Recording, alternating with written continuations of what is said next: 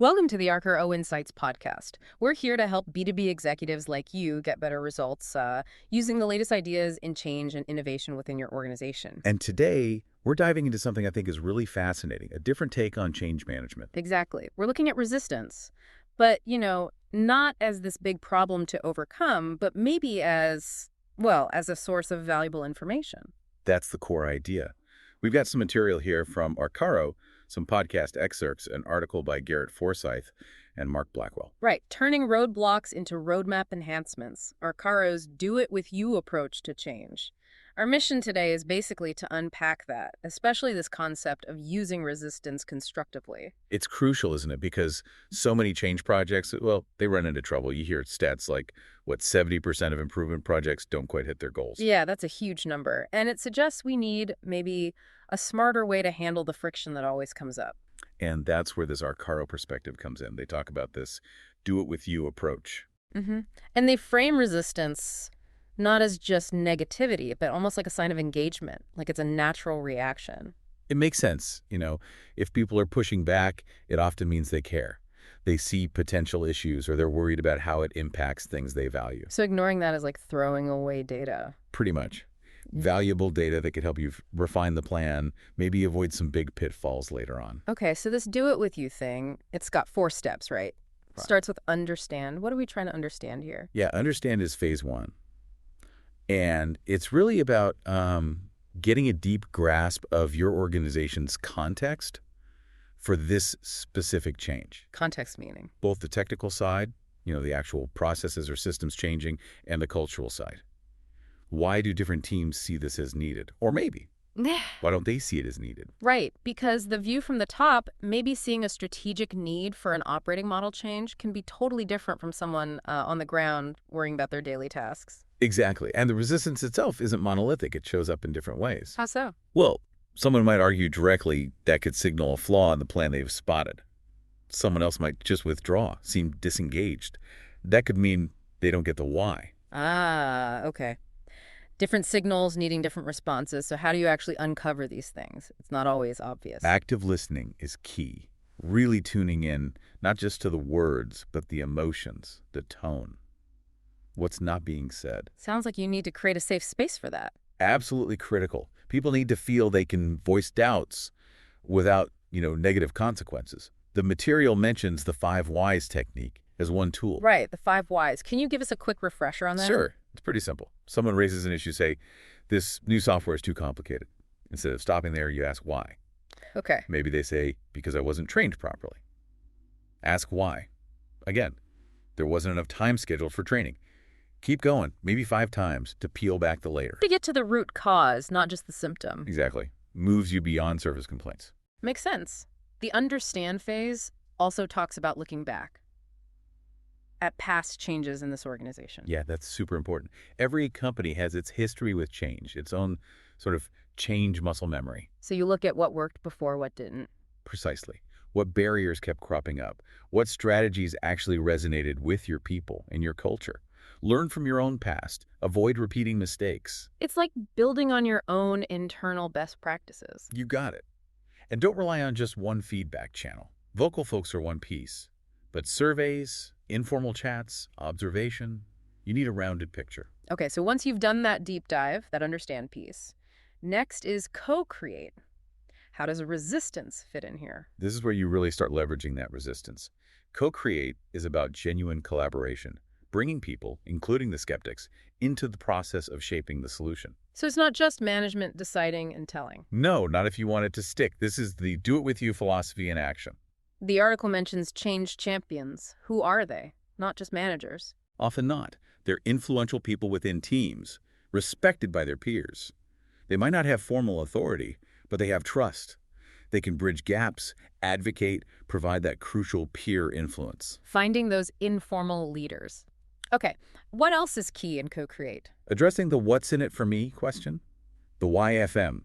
People need to see how the change benefits them, personally or professionally. So connecting the change to individual motivation. Absolutely.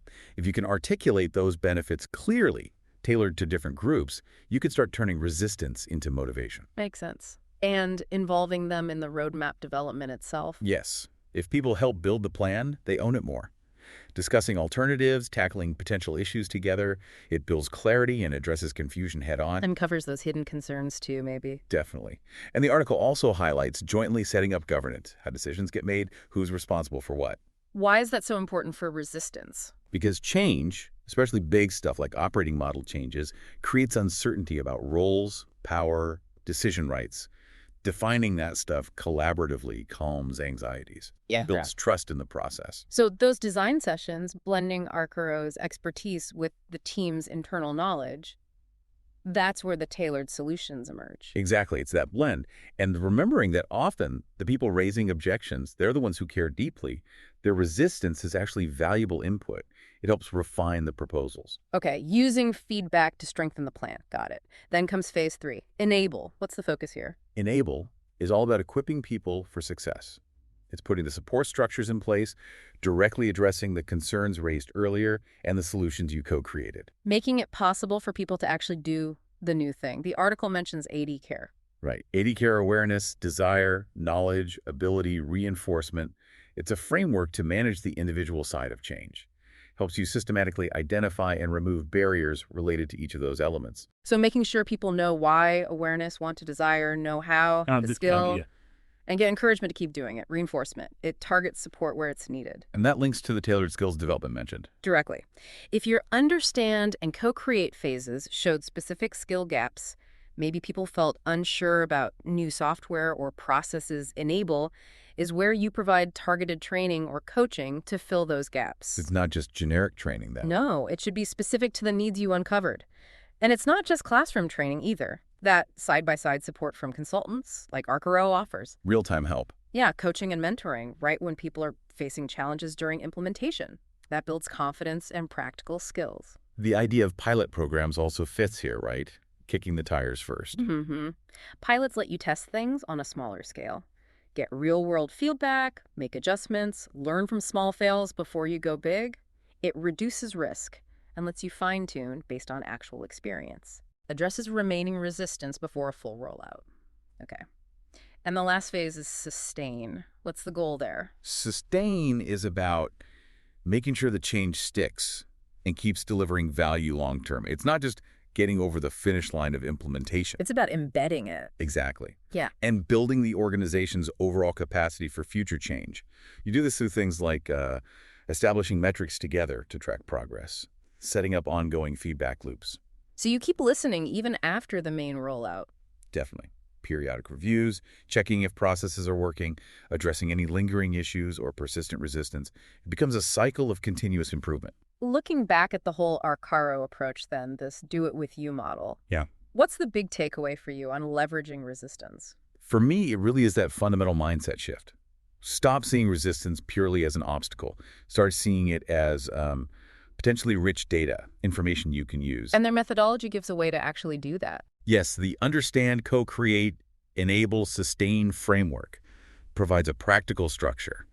And their team's background, having been line managers, internal consultants, external advisors, gives them that 360-degree view.